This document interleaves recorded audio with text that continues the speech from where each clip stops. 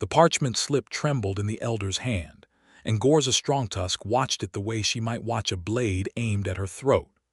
Ghorza, daughter of Karguk of the Stronghide clan, intoned the human magistrate, a reedy man named Ostwick who smelled of parchment dust and self-importance. He held the slip up to the crowd gathered in the square of Steamville, steam curling lazily from the mineral pools that ringed the town like a smoking crown. Drawn and matched by the accords of the Ember Treaty to Garrick Voss, foreman of the Ashwell mine. A murmur went through the crowd. Someone laughed, low and ugly. Garrick Voss himself stood near the front, arms crossed over a barrel chest, a smile on his face that did not reach his eyes. He was a big man, thick-necked, with hands scarred from years of breaking rock, and Ghorza had heard enough about him in the 3 days since her clan's wagons had rolled down from the mountain passes to know that smile meant nothing good. The orc laborers who worked his tunnels called him the widow-maker behind cupped hands, not because he had killed wives, but because he worked men and orcs alike until they became memories. She was to share his bed. That was what the draw meant. That was what her clan had agreed to, 5 long winters ago, when the war ended and the humans of Steamville and the Stronghide clan signed the treaty that let orc wagons trade in the valley instead of raiding it, that let orc women be given to human men and orc men take human wives, binding blood to blood so the fighting would never come again. A draw of names, twice a year, blind and fair, the elders had called it. Fair to whom? Ghorza had wondered every mile of the journey down from the peaks. Now she stood in the square with 40 other people watching her, orc and human both, the hot spring steam drifting between them like a living thing, and she understood that fairness had never been the point. The draw was fair only in the way a knife falling from a table was fair. It did not choose who it landed on, but that did not mean the wound did not hurt. "I will not go to him," Ghorza said. Her voice did not rise. It did not need to. It carried the way a dropped stone carries through still water, and the murmur of the crowd died into silence. Magistrate Ostwick blinked. "The draw is law, Strongtusk. Your clan signed." "My clan signed a treaty that says the draw decides who is offered." Ghorza stepped forward, and the crowd shifted back from her the way crowds always shifted from orcs. A ripple of old fear dressed up as courtesy. She was tall even among her own kind, broad through the shoulder, her green-gray skin marked with the pale scars of a hard life in the mountains, her dark hair braided back from a strong-boned face with small tusks that showed white against her lips when she spoke. She wore travel leathers, a fitted bodice of dark tan hide laced snug over a cream linen underdress, sleeves rolled to bare forearms corded with muscle, a wide belt at her waist holding a curved skinning knife, and a mantle of gray mountain fur thrown back over one shoulder to free her arms. She looked, standing there, like a woman built for war who had been asked to make peace with her whole body, and she was tired of being asked. "It says the draw offers," she went on. "It does not say the woman has no tongue in her own mouth. I have seen this man's mind. I have seen what he does to those who cannot fight back. I will not warm that bed." Garrick Voss's smile thinned. "The treaty says, I know what the treaty says better than you, foreman." Ghorza turned her amber eyes on him, and something in that look made him take half a step back before he caught himself. "It says a woman may make a counterclaim before the fire is lit if she finds a man willing to stand for her instead. My grandmother told me this before I ever saw your ugly valley, elder." She turned to the old orc woman standing near the magistrate, wrapped in furs despite the steam-warmed air, her tusks yellowed with age. "Tell them I am not lying, Mother Yevka." The old woman, keeper of the clan's laws, inclined her head slowly. "It is true. The Ember Treaty allows a counterclaim. A woman may refuse the draw if a man steps forward of his own will before the slip burns and takes her hand before witnesses." Her rheumy eyes moved over the crowd. "It has not been done in 9 years. It is not forbidden. It is only rare because it is not easy to find a man brave enough to defy a draw in front of his neighbors." Ostwick spluttered. "This is highly irregular. It is treaty asterisk. Mother Yevka said, and something flat and final in her tone closed the magistrate's mouth. Ghorza looked at the slip of parchment still trembling in Ostwick's fingers. Her name and Garrick's, inked together by a stranger's hand, by chance, by nothing more than which folded paper a blindfolded child had pulled from a barrel that morning. It was supposed to decide the whole shape of her life. She thought of the years stretching ahead of her in Garrick Voss's house, and her hands curled into fists at her sides. There was a brazier burning at the edge of the square, kept lit for the ceremony, for the burning of the losing names in the old tradition that said a bride's rejected suitor's claims should go up in smoke so no ill will lingered. She was not supposed to touch it. She was supposed to stand quiet and let the magistrate read the slip and hand her over like a sack of grain. Ghorza crossed the square in 4 long strides, snatched the parchment out of Ostwick's startled hand, and thrust it into the flames. The crowd gasped as one. The paper caught, curled black at the edges, and was gone in a breath, taking Garrick Voss's claim with it into a thin curl of smoke that the steam from the springs swallowed whole. "There," Ghorza said, into the ringing silence that followed. "The draw is burned, now I choose." Garrick's face had gone the color of a bruise. "You cannot simply, she can," Mother Yevka said, "if a man will have her."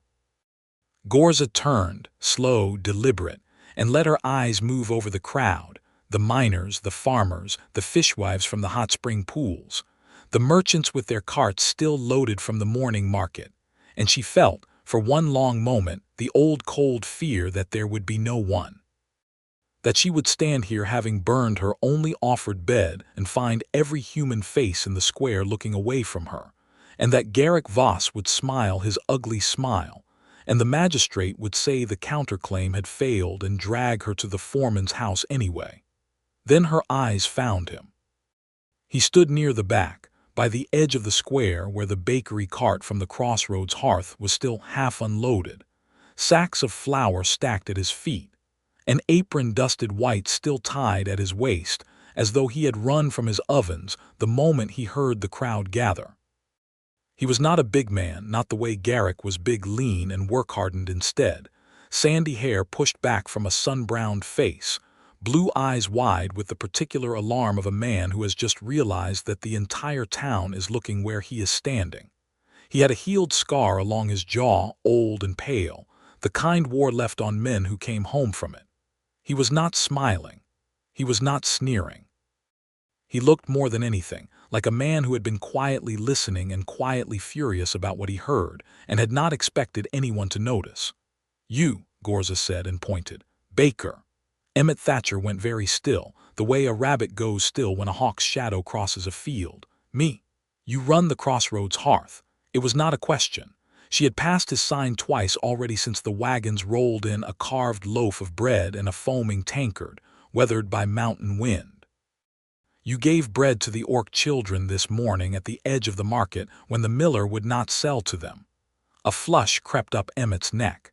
It was only day-old loaves. They would have gone to the pigs otherwise. You did not have to give them to anyone. Ghorza walked toward him, and the crowd parted around her like water around a ship's prow, and Emmett Thatcher did not step back, though she watched him want to. "I am asking you to stand for me. Take my hand before these witnesses and the counterclaim is made and I go to your house instead of his." Garrick Voss barked a laugh, though it came out thinner than he meant it to.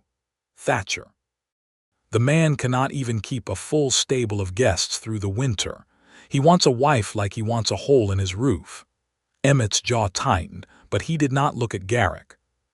He looked at Ghorza, standing close enough now that he had to tilt his head back to meet her eyes, close enough to see the fine grain of the scars on her forearms, the fierce, frightened, furious pride in her face that she was trying very hard not to let show. "Why me?" he asked, quiet just for her, though the whole square strained to hear it anyway. "You don't know me." "I know you fed hungry children when it cost you nothing to look away," Ghorza said. "I know more about a man from that than from 100 nights in his bed. I am not asking you to love me, Baker. I am asking you to stand between me and that." She tipped her chin toward Garrick without looking at him. "If you will not say so, and I will find another way. But say it now, because the fire is still hot enough to burn a second slip if I have to." Emmett looked past her, at Garrick's furious face, at Ostwick wringing his hands, at Mother Yevka watching with ancient patience, at the whole town of Steamville holding its breath around them both. He thought, in the strange stretched second that followed, of every quiet supper he had eaten alone at the crossroads hearth since his uncle died, and left him the inn and the ovens, and the empty rooms upstairs. He thought of how long it had been since anyone in this town had looked at him and seen anything other than the baker, quiet Thatcher, the boy who came home from the border wars with a limp and never talked about it. He held out his hand. "I'll stand for you," he said. "Ghorza Strongtusk, whatever that's worth." She took it. Her grip was strong enough to grind his knuckles, and she did not soften it for him, and something in her face, some tight, held-back thing, eased just slightly at the contact, as though she had expected, even after asking, that he would pull away. "It is worth everything," she said. "That is the trouble with it." Mother Yevka stepped forward and pressed 2 fingers to their joined hands. "By the old law and the new treaty both, the counterclaim is made and accepted. Ghorza Strongtusk is promised to Emmett Thatcher, of Steamville, keeper of the crossroads hearth." She looked to Ostwick. "Record it, magistrate, or answer to the clan for breaking treaty." Ostwick, pale and flustered, scribbled it into his ledger with a shaking hand, and the crowd began at last to murmur and break apart, some laughing, some scandalized, most simply staring at the tall orc woman and the flour-dusted baker who now stood joined by treaty, and by a hand neither of them had let go of yet. Garrick Voss did not laugh again. He looked at Emmett Thatcher the way a man looks at a debt he intends to collect, and then he turned and shouldered his way out of the square without another word, and something cold walked up Ghorza's spine at the sight of his retreating back, though she said nothing of it yet. The walk back to the crossroads hearth took the better part of an hour, mostly because neither of them spoke, and partly because half the town seemed to find reasons to be standing along the road watching them go. The inn sat at the crossroads where the mountain trail met the trade road down into the valley proper, a long, low building of gray volcanic stone and dark timber, steam from a hot spring vent curling up from a fissure behind the stable yard, the whole place smelling of yeast and wood smoke even from a distance.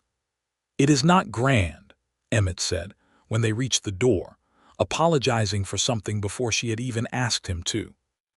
"There's the common room, the kitchen, 4 guest rooms upstairs and mine, and the bakehouse out back where I keep the big oven going. I can move some things if you need. I don't know what you need. I don't know anything really about what a wife needs." "I am not your wife," Ghorza said, sharper than she meant to. "I am a woman you agreed to shelter so a worse man could not have me. There is a difference." Emmett's mouth twitched, not quite a smile. "Treaty says otherwise. Ostwick's little ledger's got us married plain as church bells, whether either of us feels married or not." "Then we are married in a ledger and strangers in a bed," Ghorza said. "That suits me. I do not need a husband. I needed a door that was not Garrick Voss's, and you were kind enough to be one. I will earn my place here. I do not take charity." "Didn't offer charity." Something flinty came into Emmett's voice for the first time, and Ghorza glanced at him, surprised. "I offered my hand because what they were about to do to you turned my stomach. If you want to earn your keep hauling flour sacks and chopping wood, I won't stop you, because fates know I could use the help. But don't stand in my doorway and call it charity like I did you some kind of favor I expect payment for. I don't work that way." For a moment they simply looked at each other, the steam from the spring vent drifting between them, and Ghorza felt something shift in her chest that she did not have a name for, yet something like respect, grudging and surprised. "Good," she said finally. "Then show me this bakehouse. If I am to live under your roof, I will not sit idle in it."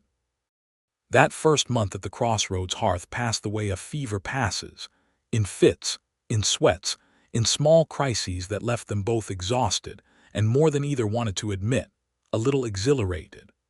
Ghorza did not know how to bake, but she knew how to work, and within a week she had reorganized the woodpile, repaired the stable roof with her bare hands and a borrowed hammer, and startled 3 separate drunk travelers into sudden sobriety simply by standing in the common room with her arms crossed. Emmett, for his part, discovered that the orc woman sharing his house had opinions about everything from how he salted his stew to how he swept his floors, and that she delivered those opinions without the faintest concern for his feelings.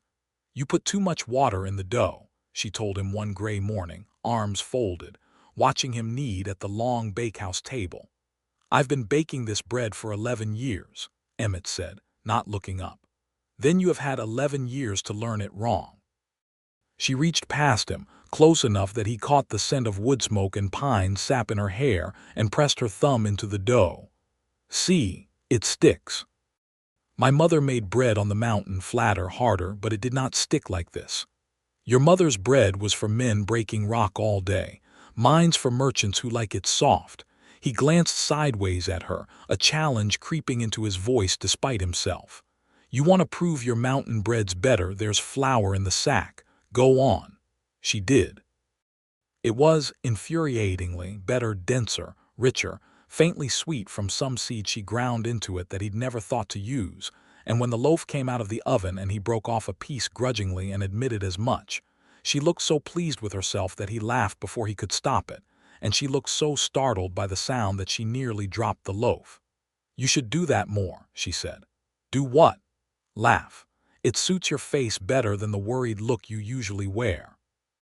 "Careful," Emmett said, "or I'll think you're trying to be kind to me." "I am never kind," Ghorza said, but there was something warm underneath the words that neither of them commented on, and she took an extra loaf out to the stable hands that evening without being asked, and did not mention that either. It was 2 weeks after that when the first stolen kiss happened, and it happened, as these things often do, in the middle of an argument. A wagon of grain had come in late, half its load spoiled by damp, and Emmett had wanted to salvage what he could by drying it near the bakehouse fire, while Ghorza insisted the whole lot should be burned before it spread rot to the good stores. They stood shouting past each other in the storeroom, flour sacks stacked around them, a lantern guttering on its hook, both of them too stubborn to back down, until Emmett threw up his hands and said, "Fine, fine, burn it, see if I care, you orc-headed impossible, say it," Ghorza said, stepping close, chin lifted, eyes blazing. "Say the word you were about to say, Baker." "I wasn't going to say anything insulting." "You were going to say something. I can see it sitting behind your teeth." "I was going to say you're the most stubborn creature I've ever shared a roof with," Emmett said, "and I've kept goats." Something in Ghorza's face cracked, not anger, but something closer to delight, fierce and startled, and she laughed, a short rough bark of a sound, and Emmett found himself grinning back at her despite the ruined grain and the late hour and the ache in his back from the day's work. And then neither of them was quite sure who moved first, but her hand was fisted in the front of his flour-dusted shirt, and his palm was against the curve of her jaw. And they were kissing in the lantern light with the smell of damp grain and yeast all around them, fierce and hungry and entirely unplanned, the kind of kiss that answers a question neither party had dared to ask aloud.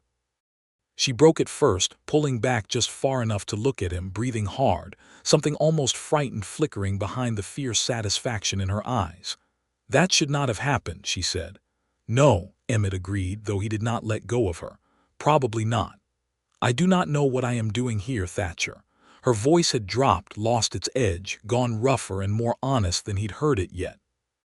"I came down that mountain to be given to a stranger's bed, and instead I am arguing about grain with a baker who kisses like he means it, and I do not know what to do with that." "I don't either," Emmett admitted, "but I'd rather figure it out than pretend it didn't happen." She studied him a long moment, then huffed something that might have been a laugh, might have been a sigh, and stepped back, smoothing her bodice with hands that were not quite steady. "Burn the grain," she said. "In the morning. Tonight I am too tired to smell rot." He burned the grain in the morning. Neither of them spoke of the kiss again, not for days, but something had shifted between them, some wall worn thin, and the arguments after that had a different flavor to them, less like combat and more like a dance neither wanted to admit they enjoyed. The trouble came slower than the kiss had, the way trouble in a valley town often does, not a single blow but a long accumulation of small wrongs. It began with the crops. The hot spring valley had always grown strange, hardy things in its mineral-rich soil, but that autumn the grain came up spotted and gray at the root, and the fish in the lower pools turned belly-up by the dozen, and within a month there were sick folk in half the houses in Steamville, fever and shakes, and a wasting cough that left the strongest men thin as scarecrows within a fortnight. It did not take long for someone to decide whose fault it was. "Or curse," Ghorza heard a woman mutter in the market, not troubling to lower her voice, as Ghorza carried a crate of turnips toward the crossroads hearth's cart. Never had the sickness before they started coming down from the mountain in numbers. Everyone knows orc blood carries ill humors. "That is not how sickness works," Ghorza said, setting the crate down harder than she needed to. "Your own healer would tell you the same if you asked her instead of your neighbor's gossip." The woman flushed and hurried away, but the words followed Ghorza back to the inn like flies to a wound, and over the following weeks she heard them again and again. In the market, at the springs where women washed clothes, even once shouted from a passing cart, "Orc plague, mountain rot, go back where you came from." She held her chin high through all of it, because she had spent her whole life being looked at with fear by people who had never bothered to know her, and she had long ago decided that flinching only fed it. But she noticed, too, how it wore on Emmett, how his jaw tightened when he heard it, how he started walking a half step ahead of her in crowds as though he could shield her with his own thin shoulders, how the number of guests staying at the crossroads hearth dwindled week by week as travelers found other inns to sleep in rather than one kept by an orc. "You're losing custom because of me," she said to him one night, watching him count coins at the counter with a frown he was trying to hide. "I'm losing custom because half this valley's gone mad with fear and needs someone to blame that isn't the weather," Emmett said. "That's not the same thing. It amounts to the same coin in your purse. Then I'll bake more bread and sell it cheap at the crossroads instead of waiting for guests who won't come," Emmett said, and he did exactly that, hauling a cart of loaves out to the trade road himself twice a week, and Ghorza noticed, without saying anything, that he never once suggested she stay behind out of sight to make it easier on him. It was Garrick Voss, of course, who made it into something worse than muttering. He had not forgiven the square, not the burned slip, nor the humbling of being refused in front of the whole town by an orc woman who chose a baker over him. He watched the sickness spread through Steamville with an expression that Ghorza, catching sight of him once across the market, recognized immediately as satisfaction dressed up as concern, and it was not long before she understood why. She found the proof by accident, hauling water up from the lower spring one gray evening when the mine shift changed, and the tunnel mouths emptied their tired workers into the dusk. She saw two of Garrick's men dumping barrels into the stream that fed the lower pools, pale gray barrels marked with a Smith's alum stamp, the same mineral used to cure hides, dumped upstream of where half the town drew its washing and drinking water. "What is that?" she said, stepping out of the shadows, and the two miners startled so badly one of them dropped his barrel, spilling a chalky slurry across the rocks. "Nothing that concerns you, orc," one of them said, but his eyes had gone wide and guilty, and Ghorza had spent enough of her life reading the difference between a liar and an honest man to know exactly which one stood in front of her. She did not confront them further. She went straight back to the crossroads hearth and found Emmett scrubbing down the bakehouse table by lamplight, and told him what she had seen, and watched his face go hard in a way she had not seen it go before. "Alum poisons water slow," he said. "Makes folks sick without killing them outright, long enough to make a whole town believe there's a curse on it, long enough for a man who happens to own the only untouched grain stores in the valley to start selling at triple the price while everyone else's crops fail and their water runs foul." He set down the scrub brush.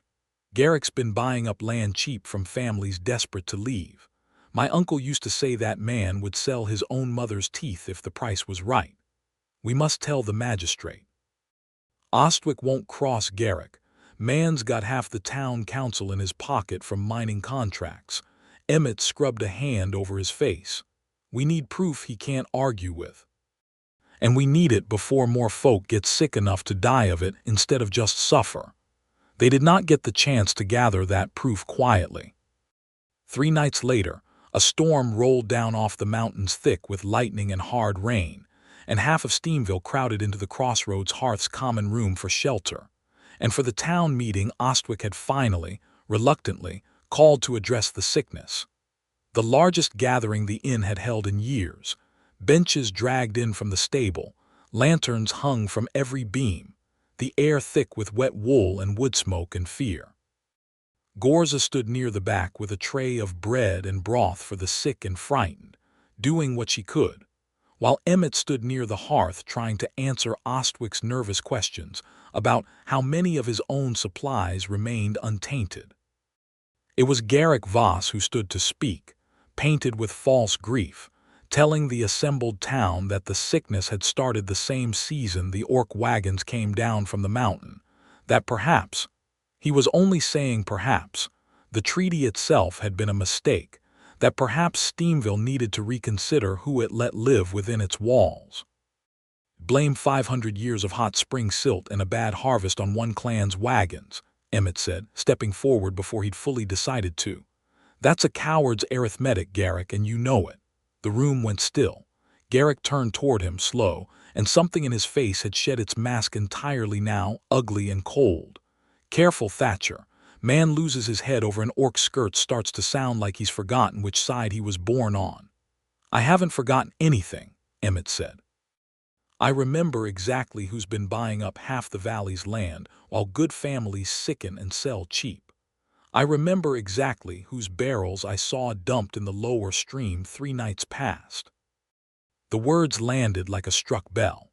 The room erupted into noise, shouted questions, someone demanding proof, someone else shouting that the baker was only defending his orc wife. And in the middle of the chaos, Garrick Voss's face went from cold to murderous in the space of a breath, and his hand moved to the long skinning knife at his belt before anyone quite registered what was happening. "You've cost me everything I built, orc," he snarled. And he was not looking at Emmett anymore, he was looking past him, at Ghorza, standing frozen near the back of the room with the bread tray still in her hands. And the knife came free of its sheath in one smooth, practiced motion, and he lunged. What happened next took less time than it takes to describe. Emmett Thatcher, who had never in his life been called brave, who had spent 11 years quietly baking bread and telling himself the war was behind him, threw his body sideways into the space between Garrick's knife and Ghorza Strongtusk, without a single thought for what it would cost him. The blade caught him along the ribs, a hot tearing line of pain that dropped him half to his knees with a grunt he could not swallow, blood already soaking dark through his shirt, and the whole common room screamed and scrambled backward in a chaos of overturned benches and spilled ale. Ghorza did not scream. Something colder and older than fear rose up in her instead, the fighting blood of the Stronghide clan that had never truly left her no matter how many loaves of bread she had learned to bake. And she dropped the tray with a clatter and closed the distance in 2 strides before Garrick could pull the knife free for a second strike. She caught his wrist in one hand and twisted, hard enough that something in the joint gave with an audible crack, and Garrick howled, and the knife clattered to the floorboards. Her other hand closed around his throat and lifted him half off his feet, slamming him back against the stone hearth with enough force to crack the mortar. And for one terrible, silent moment, the entire room held its breath, watching an orc woman hold a grown man off the ground by his neck with a look on her face that promised violence older than the treaty, older than the town itself. Ghorza. Emmett's voice, thin and strained from the floor where he knelt with one hand pressed to his bleeding side, was the only thing that reached her. Ghorza, don't give him a martyr's death in front of the whole town. Let them see what he is instead. She held Garrick a moment longer, her amber eyes boring into his terrified ones, and then she let him drop gasping to the floor and turned her back on him entirely, kneeling beside Emmett instead, her hands shaking now, finally, now that the danger had passed, pressing a clean cloth from her own belt against his wound. "Fool man," she said, and her voice cracked on the word. "Fool, fool man, throwing yourself in front of a blade for me. Couldn't let it find you," Emmett said, teeth gritted against the pain. "Wouldn't be much of a husband if I stood there and watched."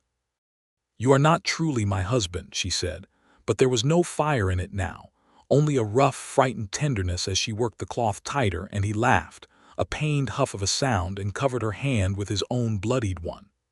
"Ledger says otherwise," he managed, and despite everything, despite the blood in the screaming room and the man groaning on the floor a few feet away, she found herself almost smiling, fierce and wet-eyed at once.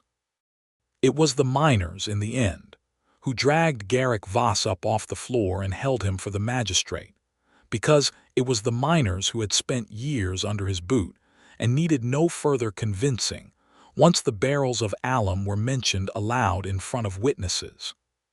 Two of his own men, cornered by Ostwick's frightened questioning and no longer protected by their foreman's authority, confessed within the hour to dumping the poison upstream on Garrick's orders, month after month, to sicken the valley's water and drive down land prices while he bought up the deeds of desperate, dying families.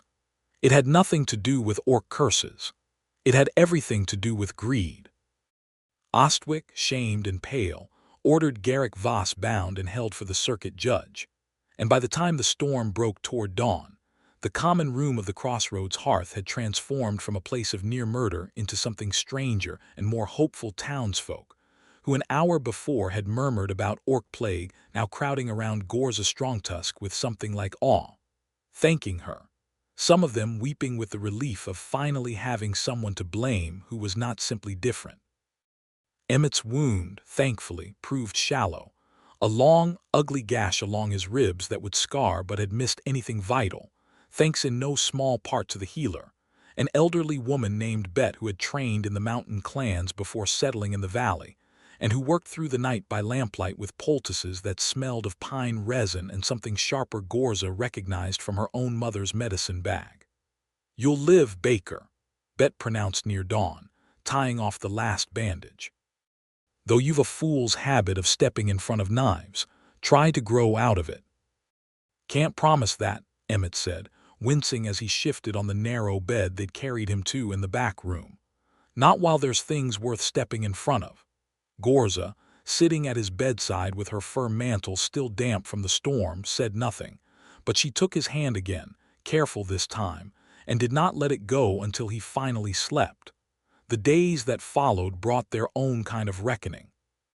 With Garrick Voss bound over for the circuit judge and his poisoned barrels laid bare for the whole valley to see, the fear that had curdled Steamville's heart for weeks began slowly to crack open into something like shame.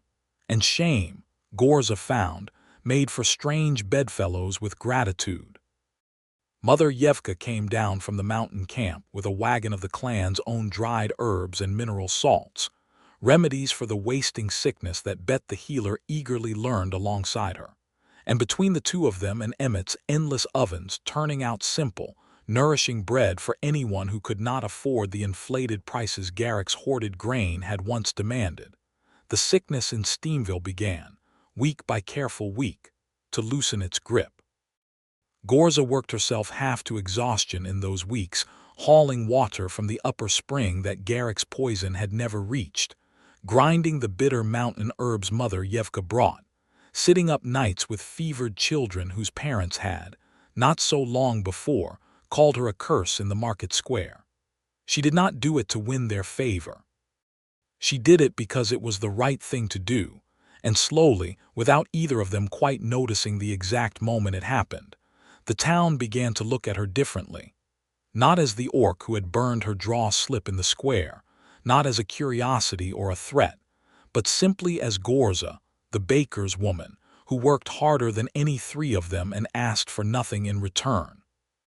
"You've changed this town's mind about more than you know," Emmett told her one evening, weeks later, as they sat together on the bench outside the bakehouse, the autumn air finally clean and cool after the long fevered summer, steam still curling gently from the hot spring vent behind the stable. "I did not do it for their minds," Ghorza said, though something in her chest warmed at the observation anyway. "I know." Emmett was healing well, though he still moved carefully, one hand sometimes drifting to his bandaged ribs. "Doesn't mean it isn't true. Ostwick's already talking about amending the treaty. No more blind draws. Says a body ought to get to choose who shares their bed and their name, same as you did." Ghorza looked at him for a long moment in the fading light. "That is because of you," she said. "You are the one who stood when 100 others would have looked away." "I'm the one who got lucky," Emmett said. "That the woman who chose to burn her slip happened to pick me instead of walking straight past." "I did not pick you by chance," Ghorza said, quieter now, some of the old fierceness gone soft. "I picked you because I watched you feed hungry children bread you could not spare, and because I have spent my whole life among people who fight because it is easier than being kind, and you were kind when it cost you something. That is rarer than any treaty, Baker. I knew what I was choosing." Emmett turned to look at her fully then, the steam drifting pale gold in the last of the sunset light behind her, and something in his chest that had been quietly, carefully guarded for 11 long lonely years finally, completely let go. "Ghorza," he said, "I think I've gone and fallen in love with you, somewhere between the burned grain and the knife in my ribs, and I don't rightly know what to do about it except tell you." She did not answer with words. She reached over, cupped his jaw in one strong hand, careful of his healing wound, and kissed him slow this time. None of the fierce hunger of the storeroom kiss weeks before, but something deeper, something that tasted of relief and homecoming both at once, and when she finally drew back her amber eyes were bright and unguarded in a way he had never seen them. "Good," she said, low and rough. "Because I fell somewhere in the same stretch of ground, and I was beginning to think I would have to say it first, and I am terrible at saying such things first." "You just did," Emmett pointed out, smiling despite the ache in his side. "Do not remind me," Ghorza said, but she was smiling too, and she kissed him again before he could tease her further. The weeks that followed carried a different weight than any that had come before, not the desperate scramble of survival, but the slower, sweeter work of two people learning to build a life together on purpose rather than by treaty's accident. Ghorza moved fully into the room beside his, rather than the small chamber she had claimed on her first night. And the town, healing now in body and in spirit both, grew accustomed to the sight of the baker and his orc bride working the market stall together, bickering cheerfully over the price of turnips, laughing in a way that drew smiles from passers-by who had once crossed the street to avoid her shadow. There remained one thing undone, though, and it was Mother Yevka who raised it, arriving at the crossroads hearth on a crisp evening with the first frost of the coming winter silvering the grass, her ancient eyes sharp as ever. "You have chosen him with your mouth and your hands both," she said to Ghorza, while Emmett fetched tea for the old woman in the common room. "But you have not chosen him the way our people choose, in front of the mountain and the fire. If you mean to stay in this valley as his woman and not merely his ledger wife, you should do it properly, or the clan will always wonder, and so, I think, will your own heart. What does that require?" Emmett asked, returning with the tea, unbothered by the idea though he did not fully understand it yet. Mother Yevka's tusked mouth curved, not unkindly, acclaiming at the hot spring under open sky. "The woman marks the man as hers before witnesses, clan and human both, if you wish it, for you have earned witnesses on both sides now. It is not a vow spoken to the sky like your priest's favor. It is a mark given and accepted, and it does not come off easily once it is made. It means you are chosen truly, not by any draw or any treaty, but by her hand alone, and yours in accepting it." Ghorza looked at Emmett, something vulnerable flickering behind her usual fierce composure. "It is not a small thing I would be asking. The mark is permanent. It says, to any orc who ever sees it, that you belong to me wholly and I to you. There is no undoing it once given." Emmett did not hesitate nearly as long as she seemed to expect him to. "I've already thrown myself in front of a knife for you," he said. "I think a mark's a smaller thing to risk by comparison. Do it. I want the whole valley to know exactly whose man I am." They held the claiming 3 days later at dusk, at the largest of the hot spring pools that steamed at the edge of town, its surface gilded gold and rose by the setting sun. Word of it had spread through Steamville in the way such things always did, and rather than the handful of witnesses Ghorza had expected, half the town turned out along the rocky banks, alongside a full wagon of Stronghide clanfolk who had come down from the mountain at Mother Yevka's summons orc, and humans standing shoulder to shoulder around the steaming water in a way that would have been unthinkable in that same square only months before. Ghorza stood at the pool's edge in her travel leathers, the fitted bodice she had worn since the day of the draw, her dark hair unbound now and loose down her back, catching the last light like polished wood. Emmett stood before her, healed now but for the thin, pale scar along his ribs that he would carry the rest of his life, dressed in his one good shirt, his hands steady despite the eyes of an entire valley upon him. Mother Yevka spoke the old words in the clan tongue, then in the common speech for the human witness's benefit, of choosing freely, of burdens shared and shelters given, of a bond that asked for equal strength from both sides rather than submission from either. Then Ghorza took Emmett's hand, turned it palm up, and with a small ceremonial blade heated in the spring steam, drew a thin, careful line across his palm no deeper than needed, precise as a woman who had done far more violent things with a blade and knew exactly how to be gentle with one instead. Emmett did not flinch. When it was done, she pressed her own palm to his, blood to blood, and the old clanfolk murmured low words of approval, and somewhere in the crowd a fiddle struck up, uncertain at first and then bolder, as though even the instrument understood that grief had finally given way to celebration in this valley. "It is done," Mother Yevka pronounced. "Ghorza Strongtusk has chosen Emmett Thatcher, and he has accepted her mark freely. Let any who doubt it look upon this hand and know it." Ghorza turned to him then, and the fierce, unguarded joy on her face was unlike anything the town had seen from her before, and Emmett, laughing despite the sting in his palm, pulled her down into a kiss that drew a cheer from the gathered crowd loud enough to send startled birds wheeling up from the rocks above the spring. "No more strangers' beds," Ghorza murmured against his mouth when the cheering finally died down enough to hear her. "No more draws, no more treaties deciding what belongs to whom. I chose you, Baker. I will keep choosing you every morning for as long as you will have me." "That's a fair bit longer than I ever thought I'd get to be chosen for anything," Emmett said, and there was such raw honesty in it that Ghorza's throat tightened, and she pressed her forehead to his instead of answering, because some things did not need more words than that.